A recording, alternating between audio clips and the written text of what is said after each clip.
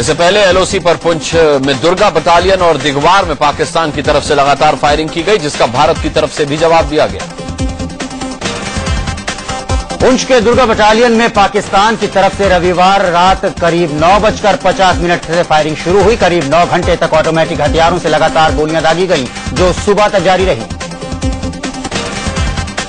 एक दिन पहले ही पाकिस्तान ने एलओसी पर मेंढर के बालाकोट में फायरिंग की थी। साथ ही कनाचक सेक्टर में अंतर्राष्ट्रीय सीमा पर भी पाकिस्तानी सेना की तरफ से जबरदस्त फायरिंग की गई थी। पाकिस्तान लगातार सीज फायर का उल्लंघन भी कर रहा है और हेकड़ी भी दिखा रहा है। पाकिस्तान ने इस्लामाबाद में भारत के डिप्टी हाई कमिश्नर को तलब कर एलओसी पर फायरिंग को लेकर विरोध जताया। पाकिस्तान का दावा है कि भारत की तरफ से सीज फायर का उल्लंघन किया जा रहा है। उधर रक्षा मंत्री ए के एंटनी ने कहा कि एलओसी पर फायरिंग का जवाब देने के लिए सेना को पहले से ही आदेश दे दिया गया है। उन्होंने कहा कि आर्मी सरहद पार से हो रही पाकिस्तानी फायरिंग से अपने स्तर पर निपट ले। पुंछ में 5 अगस्त को हुए पाकिस्तान के हमले में घायल होने के बाद दम तोड़ने वाले शहीद रामनिवास मीणा को अंतिम विदाई दी गई। राजस्थान के दौसा में राजकीय सम्मान के बीच शहीद के बेटे ने उन्हें मुखाग्नि दी। नई दिल्ली रेलवे स्टेशन पर इंडियन मुजाहिदीन और बब्बर खालसा के कई आतंकवादियों के पोस्टर लगाए गए हैं। आतंकवादियों की तस्वीरें लगाकर लोगों से अपील की गई है कि इनके बारे में जानकारी हो तो दिल्ली पुलिस को दें।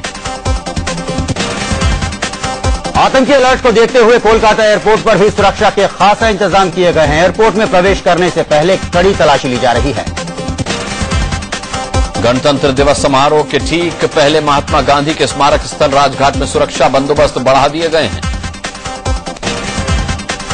पाकिस्तान की हरकतों से भड़के शिवसेना कार्यकर्ताओं ने बाराखंबा रोड स्थित पाकिस्तान इंटरनेशनल एयरलाइंस के दफ्तर में हंगामा किया। दफ्तर के बोर्ड पर काली स्याही फेंकने के साथ ही पर्चे भी फेंके गए।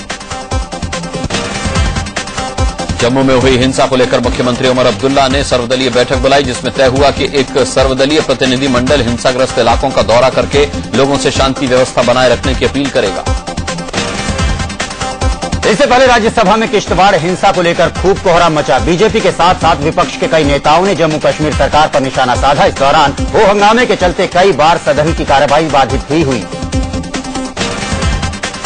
राज्यसभा में विपक्ष के नेता अरुण जेटली ने किश्तवाड़ हिंसा के लिए जम्मू कश्मीर सरकार को घेरा। राज्यसभा में बहस के दौरान उन्होंने कहा कि लोग मदद की गुहार लगा रहे थे, लेकिन पुलिस मूक दर्शक बनी थी। People were crying out of helplessness and the entire police was a mute spectator.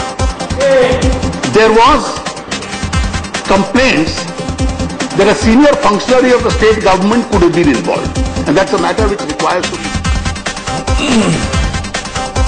Jaitley ने राज्यसभा में अब्दुल्ला परिवार पर इशारों ही इशारों में निशाना साधा। यहां तक कह दिया कि जम्मू कश्मीर किसी एक परिवार की जागीर नहीं है।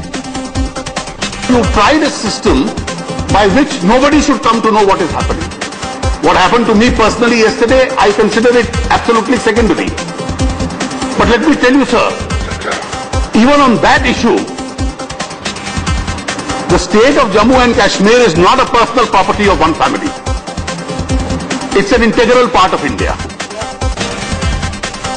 जेटली ने जब कहा कि जम्मू कश्मीर किसी एक परिवार की जागीर नहीं है, तो केंद्रीय मंत्री और नेशनल कॉन्फ्रेंस के अध्यक्ष फारूक अब्दुल्ला ने पलटवार किया। In 2002, Gujarat did not allow people in the riots to come to Ahmedabad.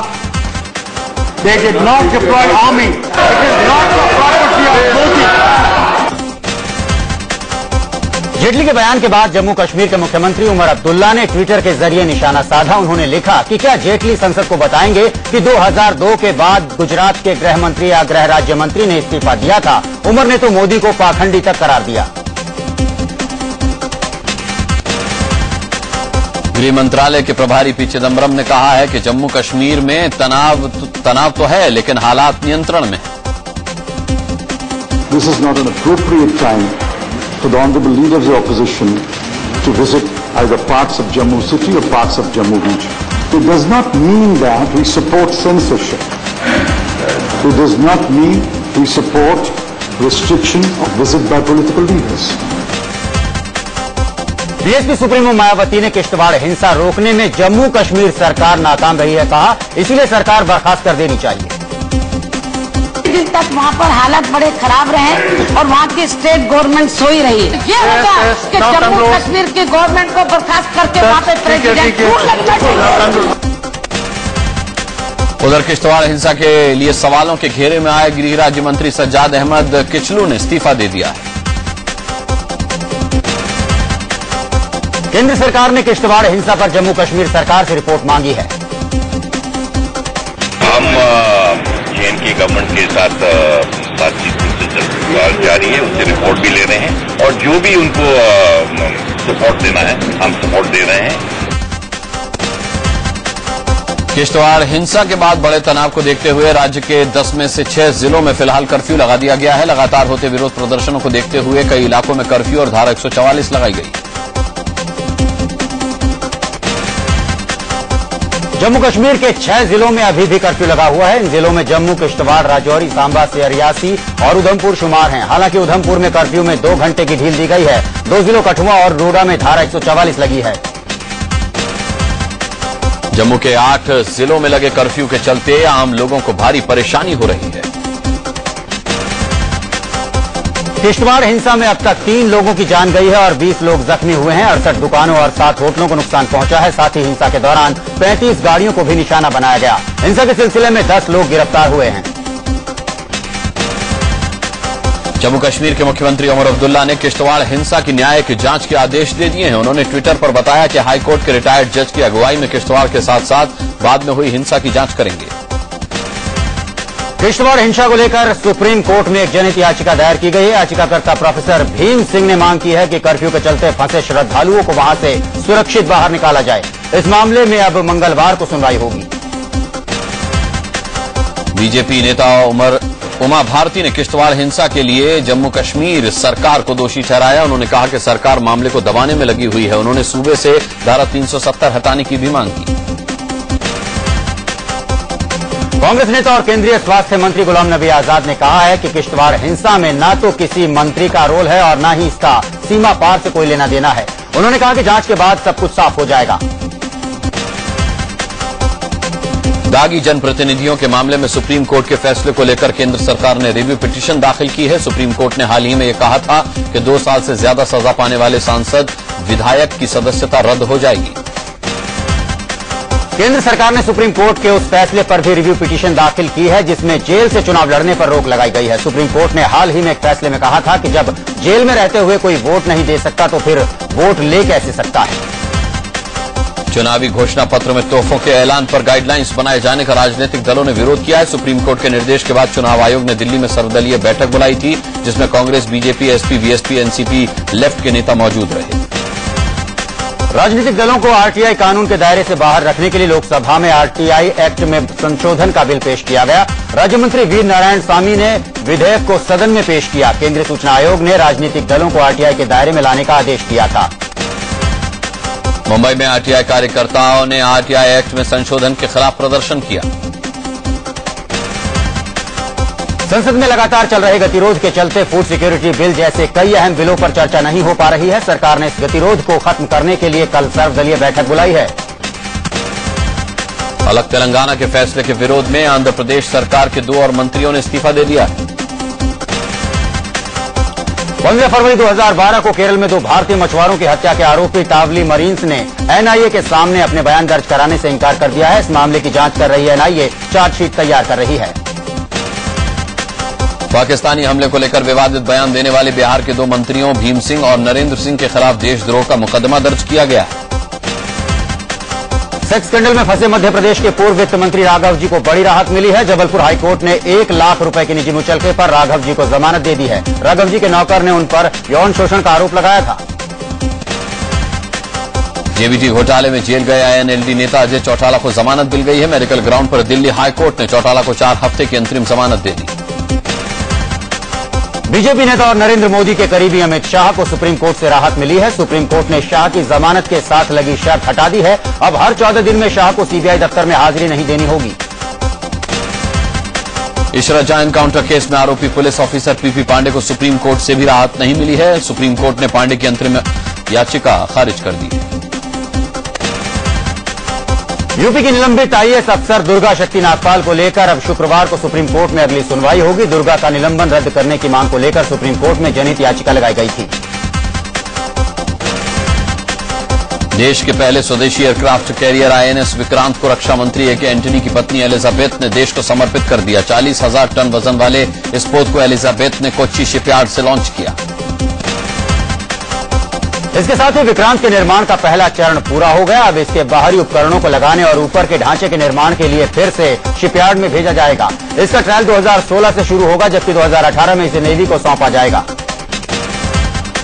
Vikrant के समंदर में उतरने के साथ ही भारत उन देशों की सूची में शामिल हो गया जो इतने बड़े आकार और क्षमता वाले कैरियर का निर्माण कर सकते हैं। अभी तक अमेरिका, ब्रिटेन, रूस और फ्रांस इस लिस्ट में शामिल थे। ओडिशा के चांदीपुर रेंज से पृथ्वी 2 मिसाइल का कामयाब टेस्ट किया गया। स्वदेशी तकनीक से बनी इस बैलिस्टिक मिसाइल की मारक क्षमता 3500 किलोमीटर है। ये मिसाइल सतह से सतह पर मार करने में कारगर साबित होगी।